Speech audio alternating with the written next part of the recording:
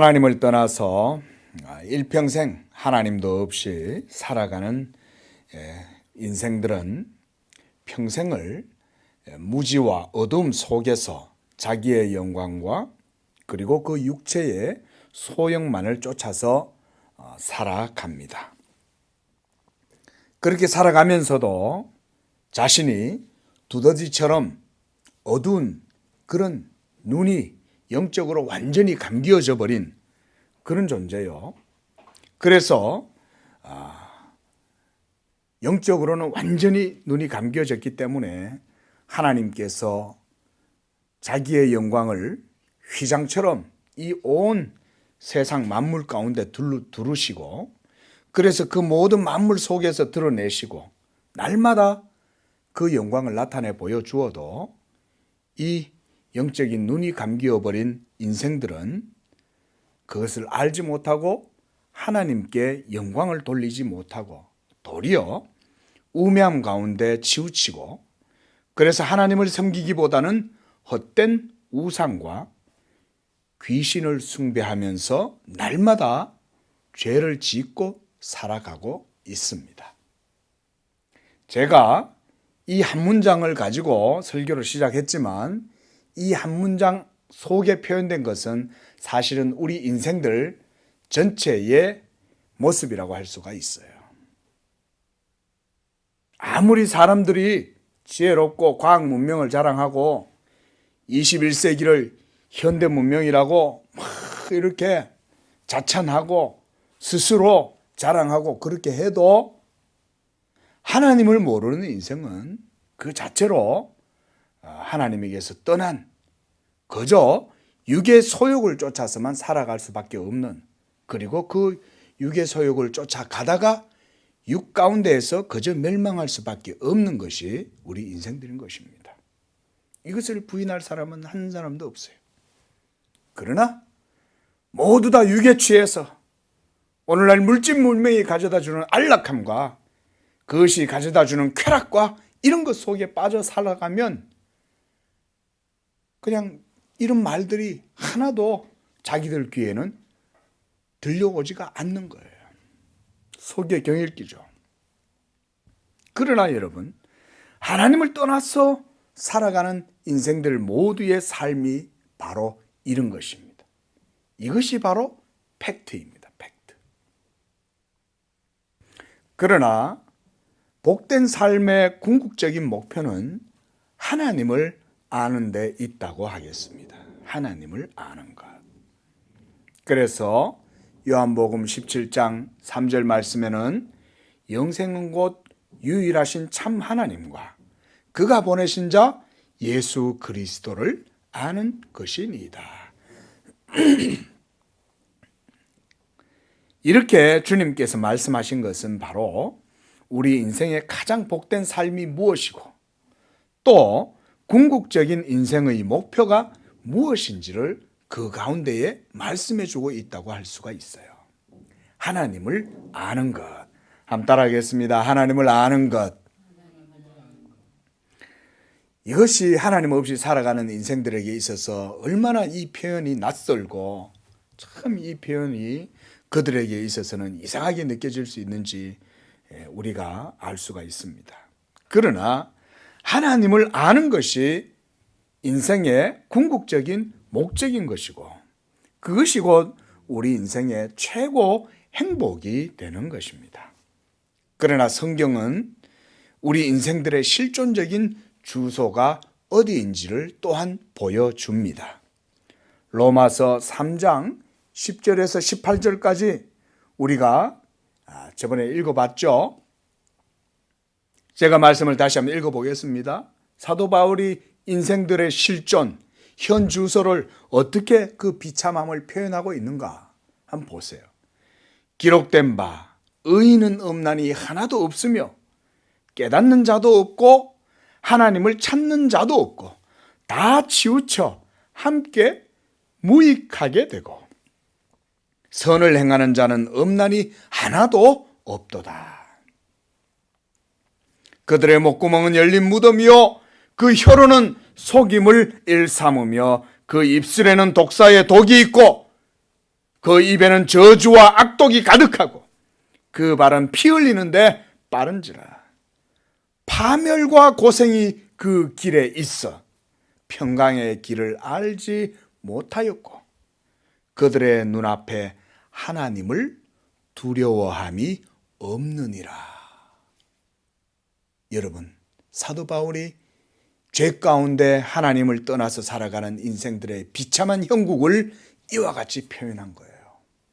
이것이 우리 인생들의 현 주소입니다.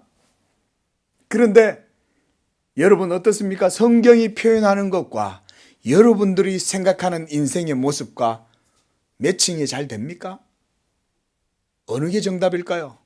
여러분들이 느끼는 인생에 대한 느낌과 성경이 표현하는 이 표현과 어느 게 더 정확하겠습니까? 어느 게 객관적일까요? 성경이겠죠. 우리 사람은요, 인생을 아름답게 봅니다. 낭만적으로 보고 달콤하게 생각합니다.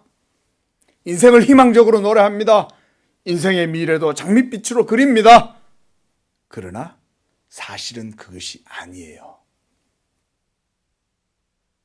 세계 1, 2차 세계대전이 터지고 나서야 이 지구에 있는 많은, 그래서 막 서구 자본주의와 산업혁명 이후에 서구 사회가 막 전 세계로 번져나가면서 여러분 이 동양이 자칫하면 이 서양인들에 의해서 완전히 다 잠식될 뻔했잖아요. 그죠?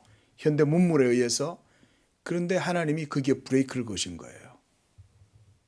1, 2차 세계대전을 터뜨리자 저 독일과 일본 현대 문물에 가장 앞장서서 야욕을 품고 막 온 세계를 정복하려는 제국주의자들, 나치들, 이런 사람들이 여러분 막 광기를 일으켜가지고 야욕을 부리고 막 온통 전 세계를 다 집어삼킬 듯이 덤벼드니까 하나님이 이 세계를 혼돈 속에 빠뜨려 버리는 거예요. 1, 2차 세계대전을 겪고 나니까 인간들이 뭘 깨달았냐면 인간은 별게 아니구나. 그게 하나님께서 역사해 주신 교훈이라고 할 수가 있어요. 우리나라도 1907년 평양 장대현 교회에서부터 시작된 부흥의 불길이 여운의 들불처럼 막 우리 한반도를 여러분 다 집어삼킬 정도로 번져나갔잖아요. 얼마나 하나님의 큰 은혜가 이 한반도에 임했습니까?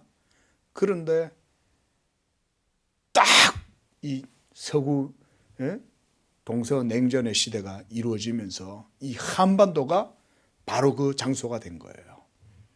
여러분 이 한반도가 개화가 되면서부터 이곳에 완전 서구의 각축장이 되었잖아요. 그렇죠? 러일 정전, 청일 전쟁, 뭐 프랑스, 영국, 미국, 독일 할 것 없이 여기 다 몰려 들어가지고 이 나라를 그저 어떻게든 자기들 송아에게 집어넣어 보려고 패권 다툼을 여기서 한 거 아니에요. 그런데 하나님이 이 땅 가운데 하나님의 나라를 세우신 거예요. 1907년도에. 물론 그 이전에 있었지만. 그러고 나서 여러분 이 땅의 복음이 힘있게 왕성하게 성장하는데 하나님께서 이 한반도를 딱 갈라서 쪼개 놓는 거예요. 왜 그러셨을까요? 여러분 그것을 통해서 하나님이 하나님의 나라가 하나님의 주권 가운데 있다는 것을 보여주시는 거예요. 여러분 역사가들은 역사 인간의 눈으로 시각으로 평가를 하겠지만 교회는 하나님의 섭리와 경륜, 하나님의 계시의 증거를 가지고 이 역사를 우리가 판단하는 겁니다. 그렇죠? 그게 역사의 팩트죠. 여러분 보세요. 하나님은요 결코 인생들이 자기 도취에 빠져가지고 자만해하고 교만해하고 그렇게 해서 자기 잘난 줄로 알고 하나님을 찾지 않고 그렇게 육체 가운데 환락을 즐기면서 살도록 하나님 내버려 두시지 않습니다. 만약에 환락을 즐기도록 하나님이 내버려 두시면 그 자체가 인생들한테는 뭐가 되냐면 사망이 돼요. 마약에 빠져가지고요. 알코올 중독에 빠지고 도박에 빠지고 막 육체적 그 환락에 빠져보세요. 인생들은 행복해 하죠. 그렇죠? 그렇잖아요. 마약에 빠지는 사람들은 마약이 빠지는 게 자기는 행복하다고 생각하는 거예요. 죄를 먹고 마시면서 그 죄로 말미암아 육체의 향락을 즐기고 도박을 하고 성적인 죄를 저지르면서 음란 죄를 저지르면서 막 그렇게 살아보세요. 육으로 인해서 인간들은 육체적인 쾌락을 즐기는 것 같지만 육체적 쾌락 뒤에는 뭐가 찾아옵니까? 말로 할 수 없는 비참함과 슬픔과 온갖 고통이 찾아오는 거예요. 엄습하는 거예요. 가늠죄를 저질러 보십시오. 육체의 향락을 쫓아 살아보십시오. 그것 때문에 그 뒤에 찾아오는 것은 사망이에요. 여러분, 음녀의 달콤한 입술은 사람의 영혼을 지옥으로 이끌고 간다고 잠언서는 말하잖아요. 마약도 마찬가지고 술도 마찬가지고 성도 마찬가지고 그게 하나님께서 그냥 안 놔두시는 거예요. 여러분, 그래서 때때로 재난은 신의 은총이다 이렇게도 말할 수 있는 거예요. 비록 재난 속에서 죽어져가는 많은 사람들 때문에 우리가 슬퍼할 수밖에 없지만 그 재난을 통해서 하나님은 인류를 시험하고 인류에게 교훈을 주시는 거예요. 자, 여러분 어떻습니까? 인생의 실존을 이렇게 사도 바울처럼 로마서 3장에서 표현하고 있는 것처럼 이렇게 바르게 아는 사람이라면 이와 같은 성경의 증거가 그렇지 않다고 반박할 수 있는 사람은 한 사람도 없겠죠. 인생의 모든 비참함은 인생이 하나님을 떠난 것에서부터 비롯된 것입니다. 그 모든 인생의 문제의 바로 그 근원은 죄입니다. 죄. 여러분, 죄의 위력은 우리가 상상할 수 없을 정도로 가공할 위력을 가지고 있습니다. 그것은 여러분 한 사람 속에만 작동하는 게 아니라 온 인류 전체의 속에서 다 작동하고 있어요. 그게 너무 크니까 잘 안 보이는 거예요, 이게. 예? 너무 크니까. 여러분, 우리 지구가 돌아가는 거 못 느끼잖아요. 예? 하늘에 태양이 떠야 지구가 돈다고 생각하지. 예? 여러분, 모든 문제의 근원은 죄입니다. 이 죄의 문제를 해결하지 않고서는 인간은 자기 자신의 힘으로 절대로 거기에서 벗어나올 수가 없어요. 그래서 하나님을 찾지도 않을 뿐만 아니라 이 죄 때문에 하나님께 나아갈 수도 없는 것입니다.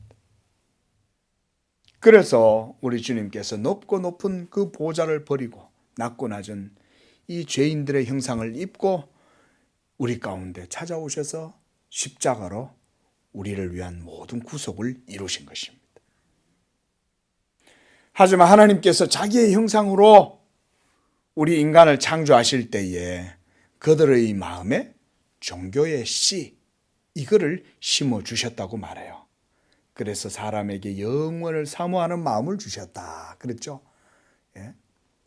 여러분, 사람은 이 땅에서 살지만, 시공간 속에서 살지만 영원을 사모하면서 살아가도록 합니다.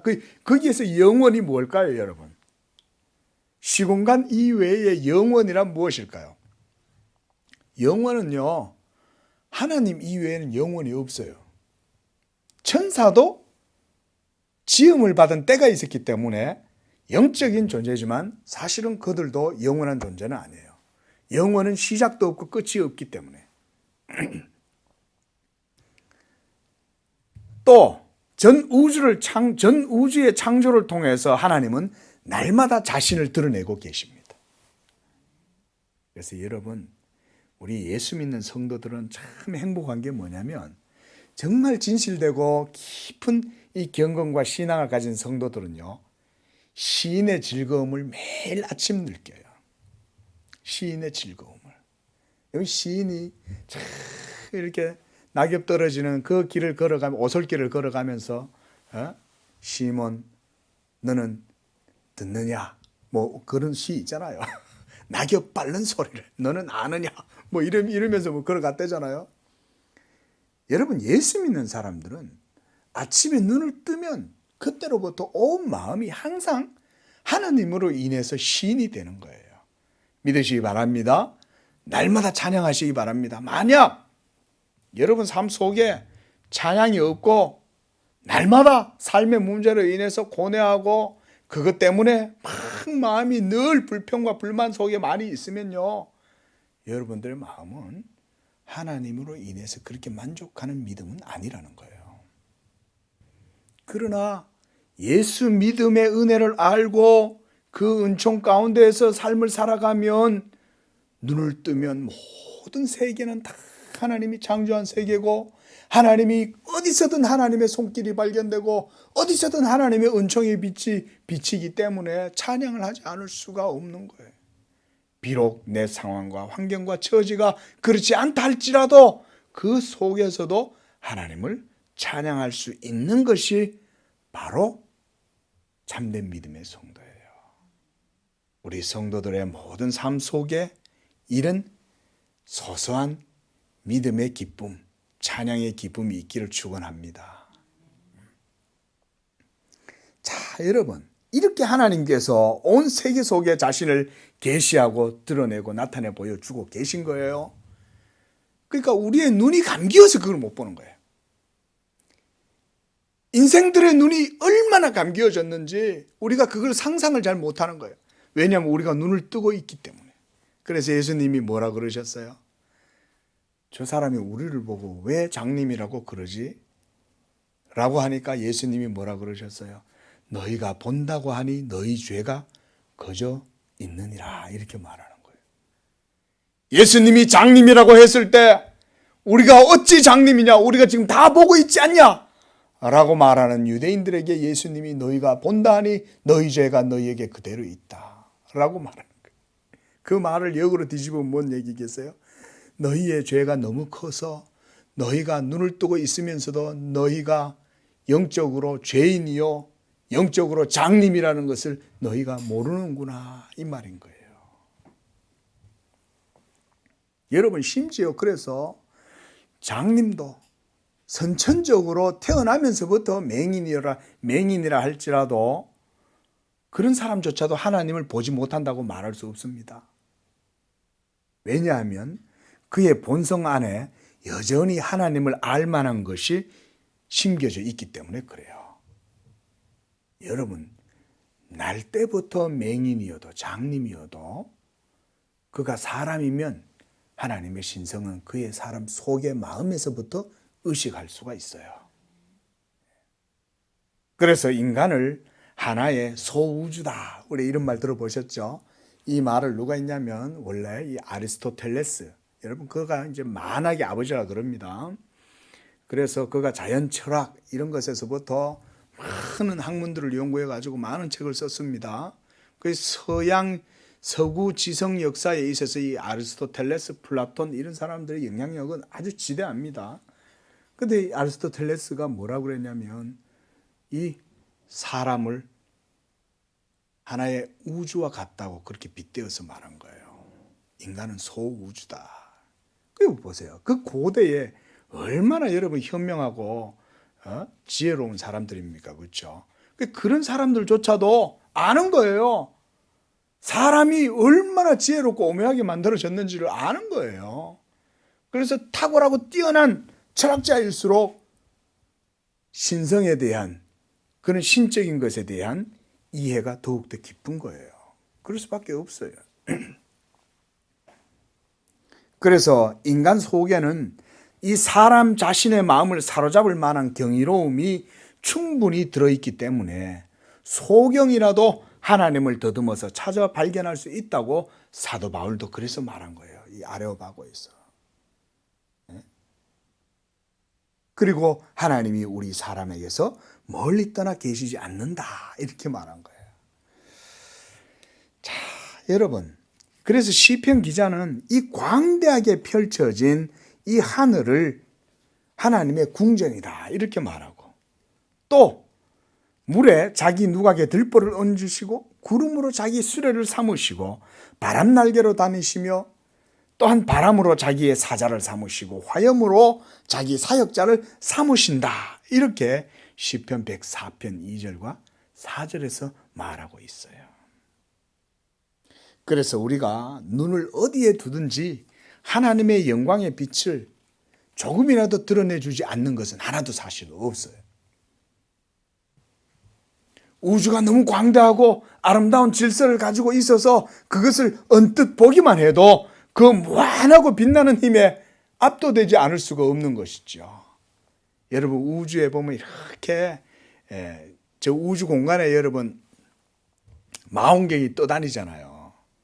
우주 공간에다 이제 망원경을 올려놓고 막 이 우주를 촬영을 한단 말이에요. 그 지구에서 망원경으로만 바라보다가 우주 대기 밖에다가 망원경을 갖다 쏘아 올려가지고 거기서 망원경으로 들여다보니까 온 우주 속에 있는 별들이 전부 다 은하계인 거예요. 별 하나가 하나의 별이 아니고 지구와 같은 하나의 행성이 아니라 그 자체가 이루 말로 할 수 없을 정도로 수많은 별의 군집체, 은하계들하는 거예요. 놀랍죠? 여러분 그걸 가만히 우주의 그 공간을 한번 상상을 한번 해보세요. 그걸 통해서 바라보고 있으면 여러분 신의식에 대한 관념이 안 떠오르겠어요. 그죠? 그러니까 칸트가 그랬다는 거잖아요. 내 마음에는 도덕법이 있고 하늘에는 별이 있다는 게 바로 그런 표현인 거예요. 시편 8편 1절에 우리가 이 찬양이 있죠. 저도 이 찬양 정말 제가 청년 때 이 찬양을 정말 좋아했어요. 그래가지고 하나님의 은혜를 받고 보니까 얼마나 좋은지. 그래서 저희 고향에 가면은 저희 과수원에 있는 비봉산이라는 데가 있어요. 그 중턱에. 그래서 아버지를 따라 올라가서 그 과수원에서 아버지 일을 돕다가 혼자서 기도하고 그러면 어떨 때는 보면은 그 산 위에서 내려다 보면은 그 청송 지역하고 영양 지역하고 이 안동 지역하고 쭉 보입니다. 멀리. 그러면 이게 청명한 날이 되면은 쫙 멀리 1월산까지 보여요. 영양에서. 그럼 거기서 찬양을 하는 거예요. 여호와 우리 주여 주의 이름이 온 땅에 어찌 그리 아름다운지요. 이렇게 이 찬양하고 있잖아요. 그러면요 하나님의 영광과 신성이 나를 확 휘감는 것 같은 거예요. 그 산에서 그걸 부르고 있으면 얼마나 참 그 찬양 참 좋아요. 오늘 우리가 읽었던 이 시편 본문 말씀에서도 똑같이 기자는 하나님의 신성과 영광이 분명하게 드러나서 아무리 우둔한 백성이라도 그것을 보지 않을 수 없고 감지하지 못할 수가 없다는 거예요. 감지하지 않을 수가 없다. 그래서 하나님의 지혜는 모든 사람들이 보도록 그렇게 제시가 되어 있다고 성경이 말씀하고 있어요. 오늘 말씀들을 한번 보십시오. 하늘이 하나님의 영광을 선포하고 궁창이 그의 손으로 하신 일을 나타내는도다. 그 어떻게 나타내냐? 라고 보니까 이렇게 나타내고 있는 거예요.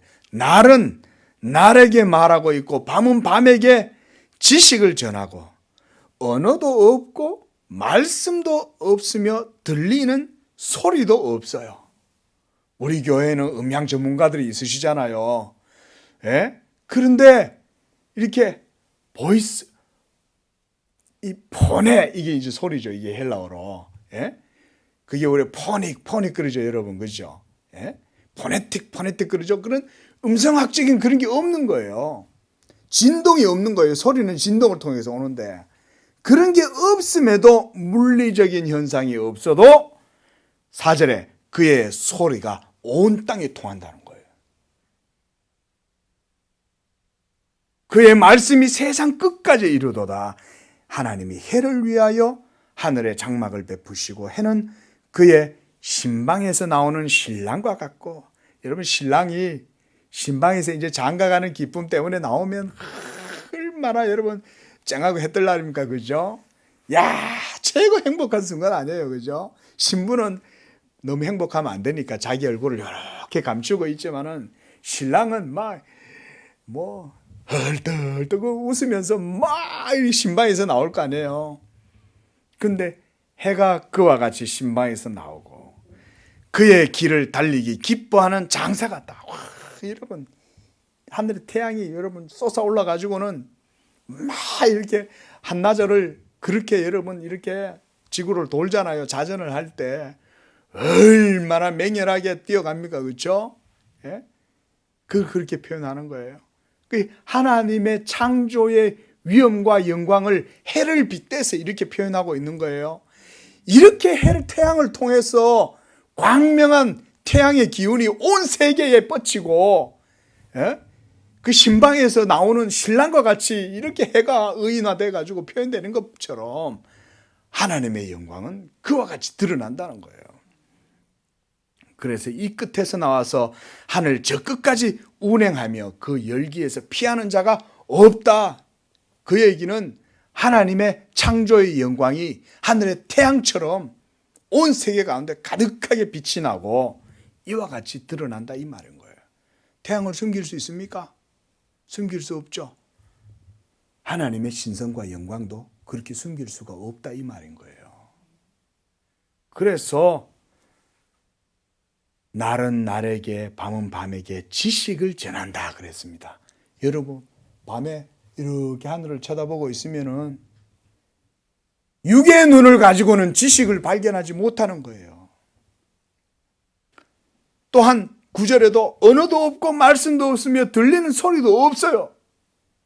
이렇게 소리도 없고 기호도 없고 문자도 없는데 어떻게 우리가 그 언어도 없고 말씀도 없고 기호도 없잖아요. 예? 특히 여러분 소리도 없는데 그거를 갖다가 우리가 어떻게 듣냐 이거죠. 육으로는 들을 수 없는 거예요. 이 소리는. 이 소리는 오직 영적으로 살아있는 자들, 영적으로 눈이 열려 있는 자들만 이것을 깨달을 수 있는 것입니다. 그런데 이거는요, 특별한 사람에게만 깨달아지는 게 아닌 거예요.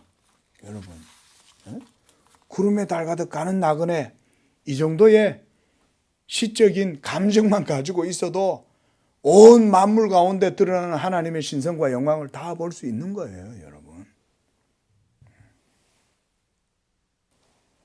그래서 이 우리 인생들이 통으로 하나님을 떠나서, 그래서 시편 14편 1절 같은 데는 그러잖아요. 저희의 모든 사상에 하나님이 없다. 하나님이 없다. 그렇게 주장하기 때문에 마치 우리 인생들은 자연 철학이 정설이고 유물론적인 역사관과 무신론적인 세계관, 진화론 이런 것들이 마치 사실이고 과학적인 것인 마냥 그렇게 진리를 왜곡해도 과학을 깊이 관찰하고 연구하면 심오한 문제들 뿐만 아니라 학식이 없는 무지한 사람들도 눈을 뜨면 이 세상 속에 이렇게 빛나는 하나님의 영광을 보지 않을 수가 없다는 것입니다. 그렇죠? 여러분 마음이 깨끗하고 마음이 정직한 사람은 누구라도 하나님의 신적인 위엄을 다 느껴요. 근데 왜 이런 사실이 별로 안 드러날까요? 통으로 인류가 캄캄한 암흑 속에 잠겨 있기 때문에 그런 거예요. 우리 양재교회 성도들은 활공을 하셔가지고 이 흑암의 세계 위로 솟아오르시기를 축원합니다. 이 구름 위로 흑암 위로 솟아오르면 그 위에는 광활한 우주와 강활한 그 하늘에 태양이 번쩍번쩍하고 빛을 드러내고 있잖아요. 그런데 그 구름 밑에 사는 사람들은 태양이 없는 줄로 생각하고 살아가는 거예요. 그 칼빈은 이렇게 말해요. 자연과학이든 인문과학이든 더 깊은 지식을 섭렵하면 할수록 그러한 배움과 연구를 통해서 하나님의 지혜의 비밀을 더욱 깊이 꿰뚫어 볼 수 있다. 이렇게 말해요. 여러분, 과학을 깊이 알면 하나님의 신성의 지혜와 위엄과 영광을 더욱 분명하게 들여다보게 된다는 이 사실은 신앙의 영역과 과학의 영역, 이성의 영역이 얼마나 밀접하게 연결되어 있는지를 보여주는 거예요. 그런데 제가 자라나면서 배웠던 그런 학교의 배움 지식들은요, 그렇게 말하지 않았어요. 도리어 신앙과 이성은 관계가 없다는 식으로 이야기를 했어요. 제가 배울 때는. 지금도 마찬가지겠죠. 그러니까 저는 어릴 적부터 모태신앙으로 자랐는데 그런 이 세상의 지혜와 이 세상의 지식들이 받아들여지지가 않는 거예요. 왜냐하면 교회에서는 그렇게 안 배웠는데. 그래가지고 그게 아닌 것 같은데 어려서부터 이 믿음으로 자랐기 때문에 저렇게 보면 아닌 것 같은데 그 예전에는 이게 어떻게 봐야 될지 잘 몰랐던 거예요. 그런데 이제는 목사가 됐으니까 아는 거죠. 여러분 사실은 그거예요. 원래 믿음의 눈을 가지고 이 세계의 지식을 바르게 공부하고 이해하면 더 깊이 있게 하나님의 지혜와 능력과 영광을 보게 된다는 거예요. 저는 우리 자녀들이 그랬으면 좋겠어요. 믿음으로 어려서부터 자라서 그 믿음으로 세상을 바라보고 이해를 하면 하나님의 말씀이 그들 영혼 속에서 점점 자라나면요. 바로 그런 사람들이 이 세상에서 진짜 선도자가 되는 거예요. 그런 사람들이. 왜냐하면 팩트 속에 걸어가고 있으니까 그 아이들은. 예? 하나님이 없다는 사람들은 팩트가 아닌 거예요. 하나님이 있는데 없다고 하니까 그게 무슨 바른 길로 걸어갈 수 있겠냐는 거죠. 예? 생각해 보세요. 하나님이 있는데 없다라고 생각하는 사람의 인생길은 어떻게 되겠냐는 거예요. 그러나 하나님이 계신데 하나님이 계신다는 것을 믿고 그렇게 살아가면 그 사람의 삶은 어떻겠어요? 당연히 그 사람의 인생길은 흔들리지 아니하는 진리 가운데 살아가는 거예요. 서울대학교의 그 표지가 그거잖아요. 베리타스 룩스메아, 진리는 나의 빛이라잖아요. 진리라는 게 여러분 뭡니까? 하나님이 살아계시니 진리가 있는 거죠. 인간의 이성이 진리가 아니에요. 그 말은요. 그래서 과거에는 신앙의 영역은 이성과 학문과 과학이라는 이 영역과는 관련이 없다는 식으로 마귀가 조장을 한 거예요. 여러분 보세요. 사탄이 얼마나 지혜로우냐면 사탄이 그런 데서 역사하는 거예요. 여러분 마귀가 역사하는 길이 잘 안 보이시죠? 예? 마귀가 역사하는 루트가 있습니다. 근데 그 꼬리를 탁 잡으려면 어떻게 해야 되냐면 성경을 알면 돼요. 성경의 프레임으로 딱 보면 보여요, 이게. 예? 여러분 다슬기를 강에서 잡을 때 어떻게 잡아요? 이렇게 물안경을 가지고 보잖아요. 그죠? 물안경을 딱 놓고 물속에 딱 대면 어떻게 해요? 그렇게 막 시야가 흐려져 있던 그 물결로 인해서 시야가 흐려져 있는데 요 수경을 가지고 딱 보면 물속이 잔잔한 세상처럼 보이잖아요. 성경이 여러분들에게 그와 같이 시각을 제공합니다. 물결로 인해서 이 흔들림 때문에 물속이 아무것도 안 보이는 것 같아도 아무것도 없는 것 같지만 성경이라는 이걸 가지고 보면 볼 수 있는 것처럼 마귀의 길도 여러분 그렇게 볼 수 있어요. 마귀가요 얼마나 지혜롭게 악한 사람들, 이 불신자들 속에서 악한 사람들 속에서 욕심에 이끌려 살아가는 그 육의 욕망 속에 사는 사람들 속에서 막 그들을 조장해가지고요. 여러분 진화론 이런 걸 갖다 퍼뜨려 놓는 거예요. 여러분 진화가 과학입니까? 그 믿음으로 보면 진화론이 아무것도 아니라는 걸 알 수가 있는 거예요. 그런데 우리는 그걸 전부 다 과학으로 다 알고 있잖아요. 예? 얼마나 대단한 착각입니까? 그죠? 여러분 인간이 절대로 인간 스스로 지혜롭다 생각하면 안 됩니다. 그렇게 진화론을 믿으면서도 자신들은 지성인이라고 생각하잖아요. 예? 그것처럼 어처구니 없는 일이 없죠. 그 지성이라는 게 뭐겠어요, 결국은? 진짜 인간의 지성이라는 것은 하나님을 믿는 것에서부터 그 지성의 의미와 가치가 제대로 드러나는 겁니다. 자, 여러분, 오늘 말씀을 맺겠습니다. 오늘 본문을 통해서 저는 그 말씀을 드렸지만 7절부터 14절까지의 이 말씀은요.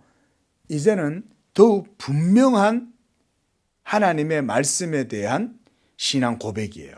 뭐냐면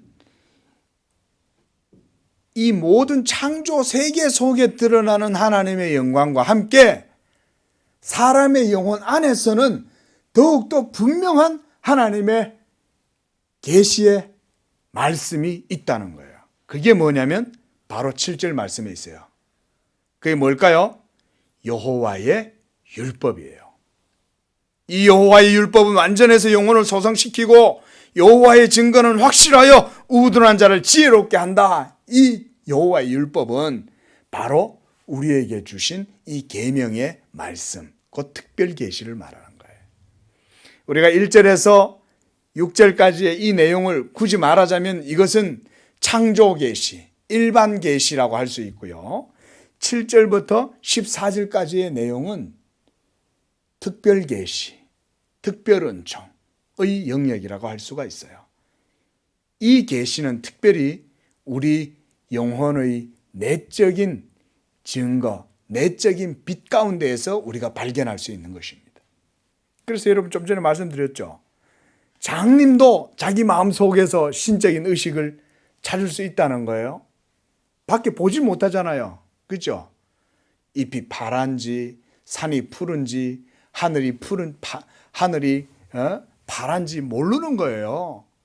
그런데도 사람은 자기 마음속에 있는 이 신의식을 통해서도 얼마든지 신에 대해서 인정할 수 있다는 거예요.